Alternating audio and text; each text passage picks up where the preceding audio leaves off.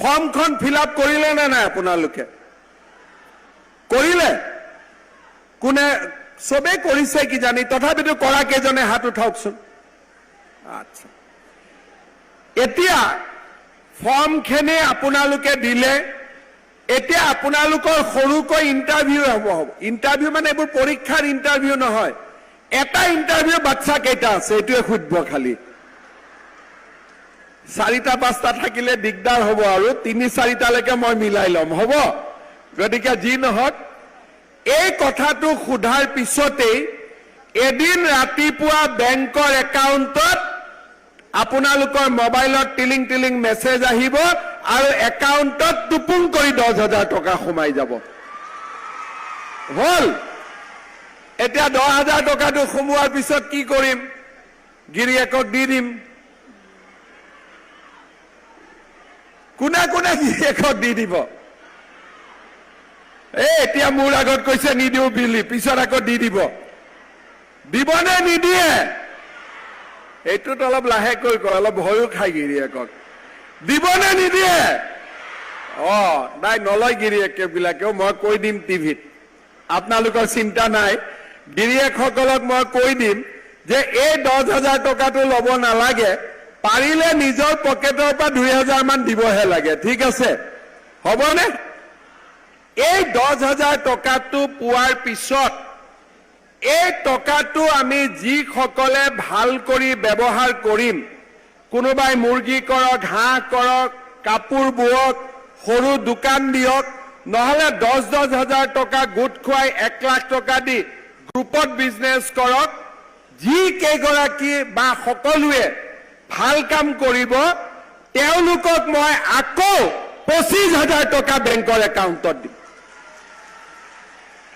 এই 25,000 টকাৰ 12,500 বেংকক ঘূৰাই দিব লাগিব, 12,500 ঘূৰাই দিব নালাগে, আৰু বেংকক কোনো সুদ দিব নালাগে, সুদটো চৰকাৰে দি দিব।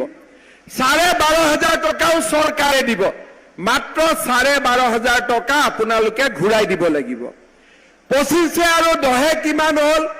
35,000। এতিয়া এখন তালেদিতো তাল নাবাজিব, 2খন তাল দি বজাব লাগিব। এতিয়া আপোনালোকে কষ্ট কৰিব লাগিব। মই 35,000 টকা কৰি দিলো, আপোনালোকে কষ্ট কৰি 2 বছৰ 3 বছৰত ইয়াক 1 লাখত লৈ যাব লাগিব। যিবিলাকে লৈ যাব নোৱাৰে, লাগিলে তেওঁলোকক আৰু 10-20,000 টকা পিছত আমি আকৌ বেংকত সোমাই দিম, কিন্তু লাখপতি কৰিহে এৰিম। হ'ব? লাখপতি হ'ব লাগিব। আৰু আজিৰ পৰাই মনটো বনাই লওক যে মই লাখপতি হ'ম, আৰু যদি হ'ম বুলি কয় হ'ব, কিন্তু যোনে নহয় বুলি ক'ব সি হ'ব নোৱাৰিব। আপোনালোকে সকলোৱে, নৰেন্দ্ৰ মোদী ডাঙৰীয়াই মোক কৈছে যে অসমত 40 লাখ আত্মসহায়ক গোটৰ সদস্য আছে, সকলোকে আমি লাখপতি বনাব লাগিব। গতিকে যেনে তেনে আমি লাখপতি বনাম, আৰু আপোনালোকে লাখপতি বনিব লাগিব। লাখ ল'ৰা ছোৱালী মেট্ৰিকত পাছ কৰে, কলেজত ল'ৰা ছোৱালী ইমান নাযায়। প্ৰায় 2 লাখ ল'ৰা ছোৱালী কলেজত যায়, 3 লাখ ল'ৰা ছোৱালী কলেজত নাযায়। কিয় নাযায়? ছোৱালী নোযোৱাৰ মূল কাৰণটো হ'ল দেউতাক মাকে যদি কলেজত এডমিশ্যন দিয়ে, ঘৰত টকা পইচা খৰচ কৰিব লাগে, কিতাপ কিনিব লাগে, ডেইলি অহা যোৱা কৰিব লাগে। সেইকাৰণে ছোৱালী বিয়া হলে বিয়া দিয়ে, নহলে ঘৰতে বহাই থয়। মোৰ মনত ইচ্ছা যে এইবাৰ আমি কোনো ছোৱালীক ঘৰত নাৰাখো, সবক আমি কলেজত এডমিশ্যন দিম। এডমিশ্যন বিনামূলীয়া, চাইকেল আছে, স্কুটি আছে। কিন্তু এইবাৰ যিবিলাক ছোৱালীয়ে কলেজত এডমিশ্যন ল'ব, সকলোৰে বেংক একাউণ্টত চৰকাৰে 10,000কৈ টকা সোমাই দিব, যাতে ছোৱালীজনীয়ে কলেজত পঢ়িব পাৰে। শ্ৰদ্ধাৰ ৰাইজ, কিছুমানে কৈছিল ল'ৰাকো দিব লাগে, ল'ৰাকো দিম, কিন্তু ল'ৰাৰ পেটৰ পৰা জন্ম হোৱা নাই, ছোৱালীৰ পেটৰ পৰা জন্ম হৈছো, গতিকে ছোৱালীক প্ৰথমত দি লওঁ। কোনোবা আছে নেকি ল'ৰাৰ পেটৰ পৰা জন্ম হোৱা? নাই নহয়, ঠিক আছে।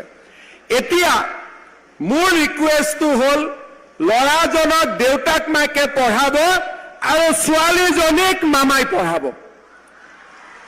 হ'ব, ছোৱালীৰ দায়িত্ব মামাৰ, ল'ৰাৰ দায়িত্ব দেউতাক মাকৰ। কলেজত আমি এইবাৰ সকলো ল'ৰা ছোৱালীকে কলেজত আনিব লাগিব। আজি 30,000 কোটি টকাৰ ইণ্ডাষ্ট্ৰী হৈছে, আৰু ইণ্ডাষ্ট্ৰী হ'ব। চৰকাৰী চাকৰি আছে, মেডিকেল কলেজ হৈছে, নাৰ্ছিঙত পঢ়া ছোৱালী লাগে। অসমত আমাক কলেজত পঢ়া বহুত ল'ৰা ছোৱালী লাগে। আগৰ পৰিৱেশ নাই, অসম পৰিৱৰ্তন হৈছে, আৰু এনেকে যদি থাকে অসম ভাৰতৰ ভিতৰতে এখন সৰ্বশ্ৰেষ্ঠ ৰাজ্যত পৰিণত হ'ব, তাক মই বিশ্বাস কৰোঁ। শ্ৰদ্ধাৰ ৰাইজ, মই বিশেষ কথা ক'ব খোজা নাই। আজি এই বিদিয়াত আপোনালোকে সভা অনুষ্ঠিত কৰি আমাক সকলোকে যি আশীৰ্বাদ দিলে তাৰ বাবে মই ধন্যবাদ জনাইছোঁ। দিগন্ত কলিতা ডাঙৰীয়াই বিদিয়া